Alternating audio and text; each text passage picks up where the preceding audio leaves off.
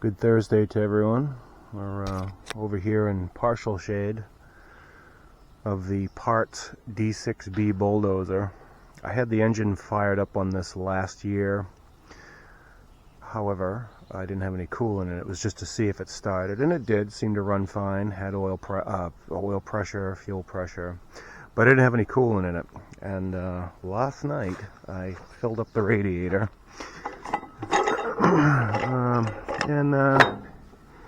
There's still water in there, so water in the radiator and oil looking like diesel oil. I mean, there is some coloration there, but the thing has sat for quite a while. That's it. I'm charging up, and we're going to see if we can. I mean, I can try it, but I don't think it's going to turn over. No. Turns a little bit, but there ain't enough, not enough energy in the batteries yet. I'm charging them up. This will be a fun project, just taking this out. I'm going to try to see if I can find a manual on any type of help. I don't know whether to, looks like you take it off here, maybe take the tank with it, maybe take the whole fuselage, I don't know, but I know by the hydraulic pump and on the alternator there's a couple bolts. Doesn't look like there's a whole lot that holds it in the frame. Okay. I'm gonna regret saying that later. But it looks like there's a bunch of big bolts here just to pull the nose off, which that I certainly would do, because there's a lot of works inside those fans. Basically just touched this hose with the excavator the other day, and that just came right off. So I'll pull this ram off. There's a lot of work to do here, and I'm not sure how to approach it, so I'm just going to start taking things off. I got the excavator over here in case I need it. I don't think I'm going to be getting to any type of use out of that today. I think this is just going to be starting, running, coming up to temp, making sure it's not like the other one, taking in water. So that's it. Alright, it's later on in the afternoon. Got the pups wandering around here. I put the batteries in this thing this morning, put the charger on it. And I know it needs a lot more charging because I tried it earlier and it did engage a starter. The biggest thing I was looking for is just to make sure that the motor still turned over, because yeah, I had it running last year, but sometimes water can get into things. So I'm going to see if this thing will turn over. I got to hook all the battery goodies back up. Let's give it a whirl.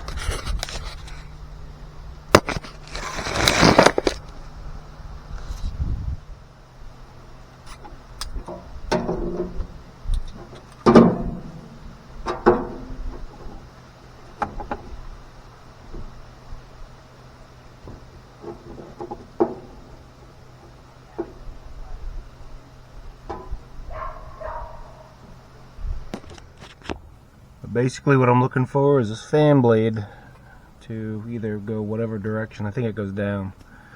And that kind of tells me that the motor isn't stuck, at least.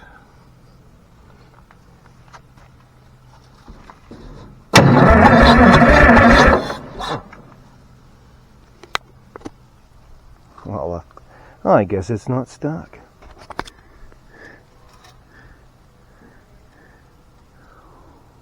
Yeah, by God, that's still oil in there too.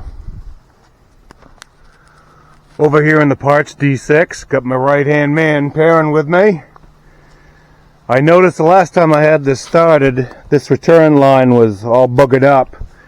And I had to borrow the fuel filter and cup. So I got to go over to that one and borrow it off, or borrow it back, or back off.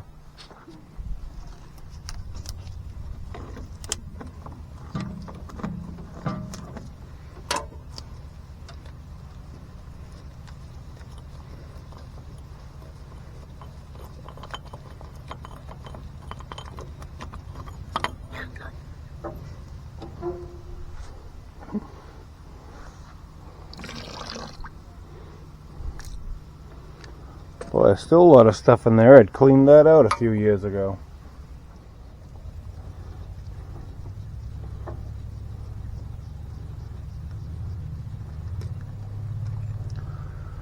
Yeah. I'll go clean all the crap off that.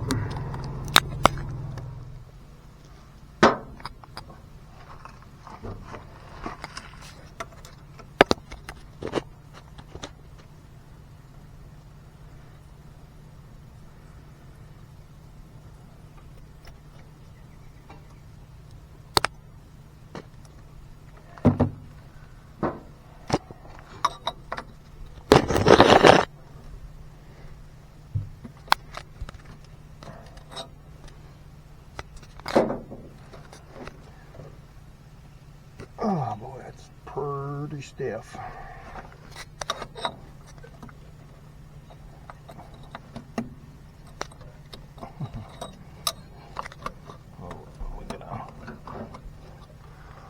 I might have to change this.